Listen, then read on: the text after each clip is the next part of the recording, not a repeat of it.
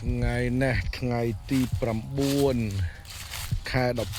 12យើងចាប់ផ្ដើមបើកវគ្គយកផ្កាហើយនៅការស្នួលហាក់ស្បិតតែយឺតជាងឆ្នាំទៅច្រើនថ្ងៃដែរឆ្នាំទៅយើងបើកវគ្គយកផ្កាថ្ងៃទី20ជាងខែ11យើងបានផ្កាគ្រប់បិទវគ្គយកផ្កាថ្ងៃទី7ខែ12តែឆ្នាំនេះយើងទឹមតែបើកវគ្គយកផ្កានៅក្នុងថ្ងៃទី9ទេអញ្ចឹងយើងយឺតជាងឆ្នាំទៅប្រហែលជាកន្លះខែប៉ុន្តែការបើកវគ្គយកផ្កាយឺតប៉ុន្តែយើងនឹងបញ្ឈប់វគ្គយកផ្កាឲ្យបានលឿនអ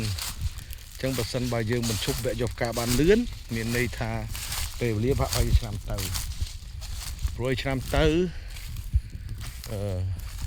ឆ្នាំទៅយើងបើកវគ្គយកផ្កាថ្ងៃ27 28ខែ11ហើយយើងបានផ្កាគ្រប់បិទវគ្គយកផ្កានៅថ្ងៃទី7ខែ12តែឆ្នាំនេះយើងបើកវគ្គយកផ្កាថ្ងៃទី9តែយើងនឹងអាចបិទវគ្គយកផ្កានៅចន្លោះថ្ងៃទី15ឬក៏16សុំពេលមួយសប្តាហ៍ដើម្បីប្រគ្រប់ចំនួនផ្កាឆ្នាំទៅយើងបើកវគ្គយកផ្កាយើងប្រើពេល15ថ្ងៃពីថ្ងៃទី20ជាងដល់ថ្ងៃទី7vì aiឆ្នាំនេះយើងសុំពេលតែមួយសប្តាហ៍ទេពីព្រោះអីពេលវេលាយើងបើកវគ្គយកផ្កាយឺតជាងឆ្នាំទៅ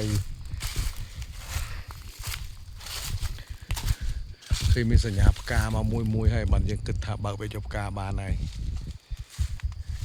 ឆ្នាំទៅយើងបើកវគ្គយកផ្កានៅថ្ងៃទី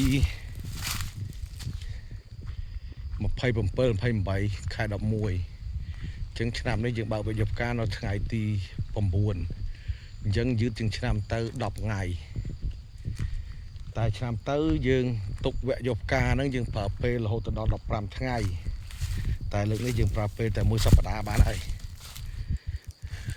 អញ្ចឹងពីឥឡូវទៅថ្ងៃទី16យ៉ាងយូរបំផុតត្រូវតែផ្កាមកឲ្យស្រស់ហើយគ្រប់ចំនួនដែលយើងចង់បានឥឡូវយើងកំពុងតែឆែកសមត្ថភាពរបស់ដើមទៅវាព្រមកម្រិតណាហើយយើងទៅធ្វើយ៉ាងម៉េចជាមួយវា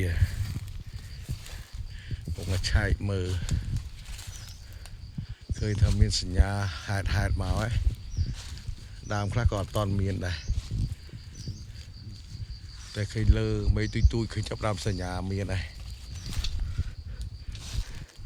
ចឹងគិតថាយើងបើកចោះមិនអីទេ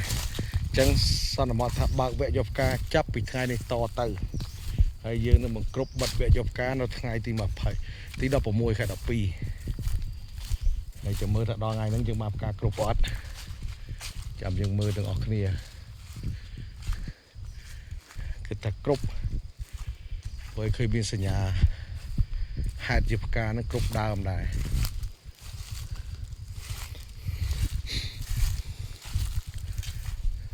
ហើយខាតបានចូលចកាយូរហើយកន្លះខែហើយ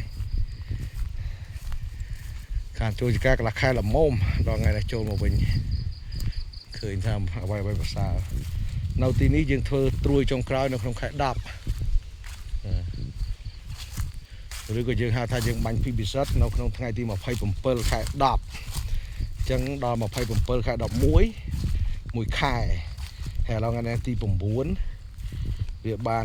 43ថ្ងៃ44ថ្ងៃអញ្ចឹងសន្មតបានហើយអញ្ចឹងប្រហែលជាផ្កានឹងមកគ្រប់អស់នៅក្នុងអំឡុងក្រោយពីភីពិសិដ្ឋបាន52ថ្ងៃឬក៏57ថ្ងៃអញ្ចឹងភីពិសិដ្ឋថ្ងៃទី27ខែ10ដល់27ខែ11វា30ថ្ងៃ27ខែ12វាបាន60ថ្ងៃអញ្ចឹងយើងរាប់ដក8ថ្ងៃចេញមកអញ្ចឹងវាត្រូវថ្ងៃទី21គ្រប់ចំនួន52ថ្ងៃ57ថ្ងៃអញ្ចឹងគិតថាដល់ថ្ងៃយើងបិទវគ្គយកផ្កានោះគ្រប់ចំនួនហើយតាមមើល